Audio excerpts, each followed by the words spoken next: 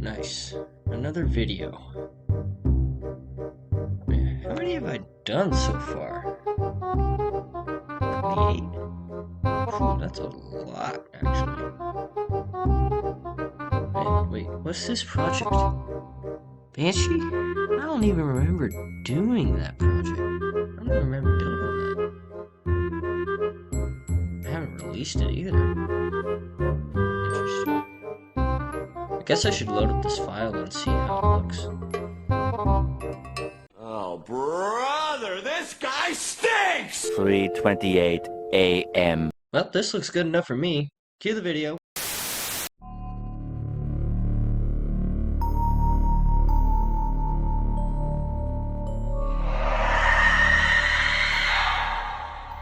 Alright, back with another video, right? This is my third full layout model I've done, and I think this is my best by far. So just a few things about this model. It took 6 days to build, had 2,744 bricks used, and then I'm going to go into some of the strategies I used, as well as some of the problems that I faced while building this, just in a second. So this model was interesting in the fact that I had to flip the track over and the connection points weren't on the bottom like normal, since it's an invert. So the connections are on the top, which naturally means different techniques to create these supports, which weren't bad once I figured out the correct techniques. So what we're going to do here is we're going to go element by element through this model and really go in depth in how I built these. So the first thing is that turn out of the station, and I had to figure out like what height the station really should be, but I'll get into that a little bit more later on. But I did end up figuring out that the turn ends up going back a negative 45 degrees, so the lift hill slopes that way. So that was really fun to just figure out, and then transitioning then onto the lift hill, there were just a few things I had to run in and check here about this model. When originally building this, I had really no idea what the actual lift angle was, so I had to do a little bit of research, and I figured out that in real life it's 45 degrees, but in my model it's 40, because if I put it at 45 degrees, it just did not look right at all. And I wish I had a render to show you guys, but it just looked way too steep. And in the end, I think it turned out okay. And I'm sure you guys really couldn't tell if I didn't point this out. But another thing about the lift hill was the way I built the trains, which I'll explain later. There's a stud on the top, but like I said before, because I flipped the track over, it'd be stud on stud connection.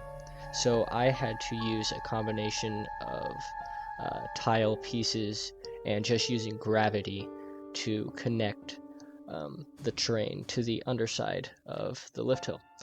Now, this first drop was interesting in the fact that I've never done an invert, and since this was one that was post when B&M started doing just drops straight off the lift and not with any pre-drop, this was very interesting just to try and get that twist and angle right. And I think it looks really good for how much of a struggle it was to get everything right. So then on to our next element, which is the dive loop.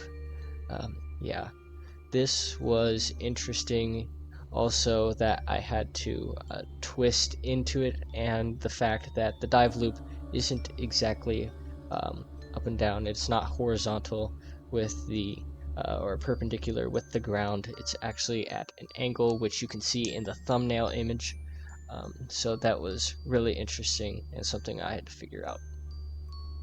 And then on to our next element, which is of course that vertical loop. It is the first one I had to build, hopefully the first of many for these full layout models, which I really enjoy doing. Like I said, it only took me 6 days, and interesting enough, I did not get burnt out on this model compared to like Intimidator 305, which was very good news.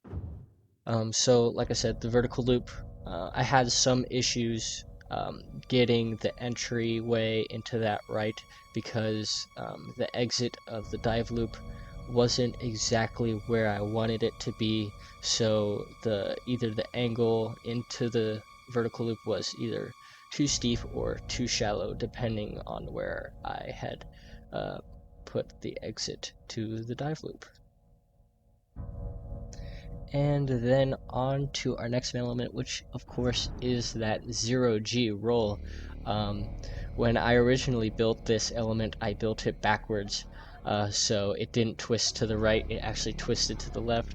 But thanks to Studio's mirroring element, I was able to fix that pretty quickly.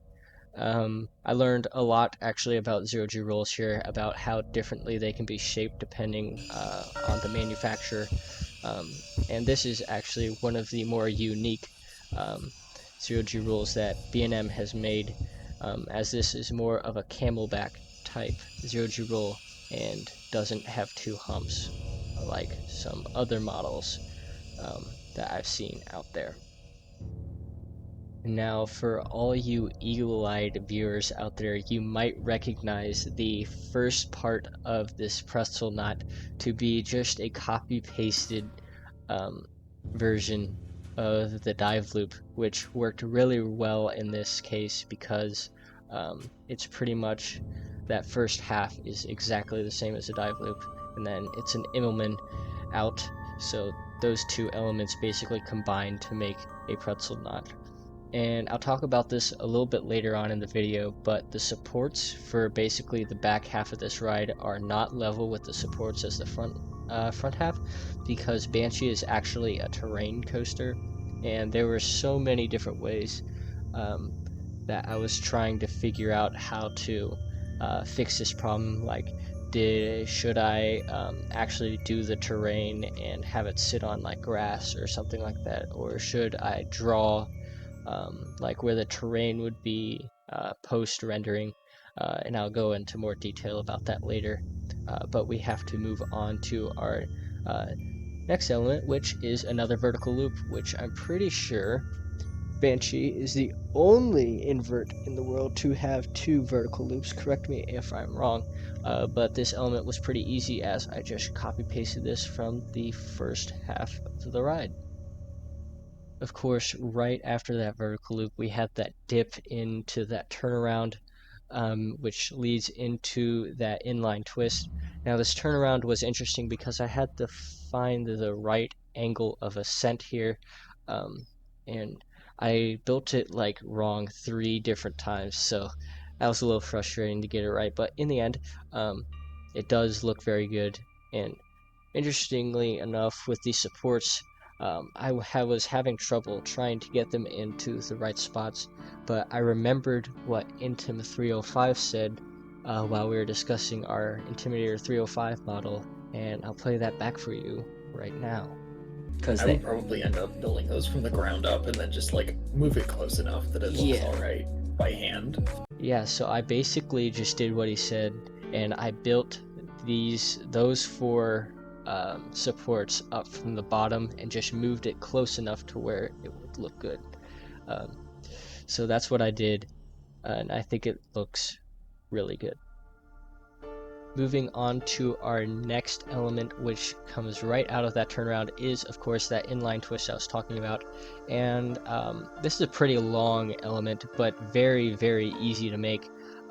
I rotated each section of track at either 12 or 18 degrees, and then until I got to 90 degrees, and then I was able to take that section from 0 to 90 degrees and copy it and basically just rotate it 90 degrees, so I didn't have to rotate all of those sections of track individually. I could just do it one time for the first section, copy 3 more times, and then rotate each of those sections to their spot and their correct rotation. And then coming off of that inline twist, we have the Helix, where, as you can probably tell, I used the same support technique where I built it up from the bottom and basically put it close enough to where it would fit. But there's not really much to talk about here for this element. It's a Helix, but coming out of it, I was very excited that the ball joint pieces more or less fit together at the end to the brake run, because normally, like my X2 and Intimidator 305 models, I've had to just put them close enough or put a stud or something at the end to make it look like it was connected, but it's actually not. And of course I'd be able to fix that in real life, but the limitations of studio prohibit that from happening.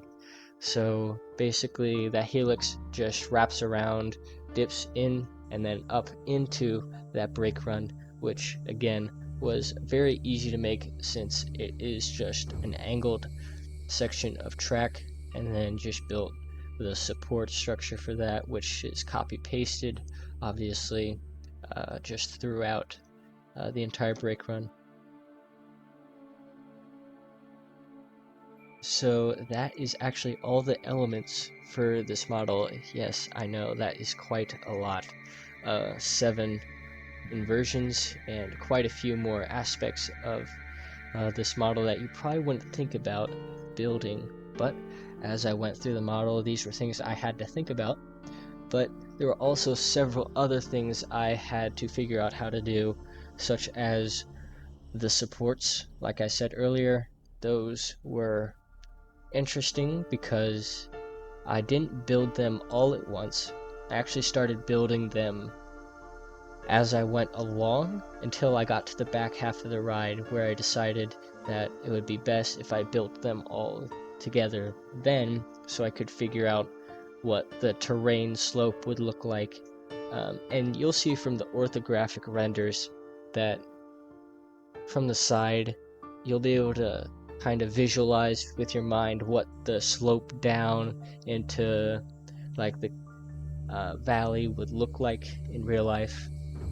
And it's just something you don't notice while writing, but like I said, these are just things that you figure out while building.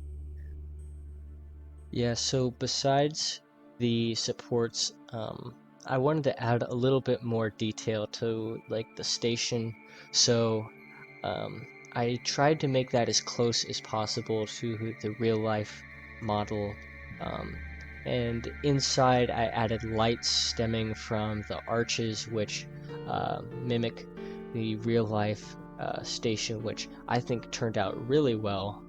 Just these added details really make this model come to life just that little bit more than just having a bare slate of gray, which is what you can see in my X2 model. And speaking of my X2 model, this is how Intimidator 305 and Banshee with X2 all compare to each other in size.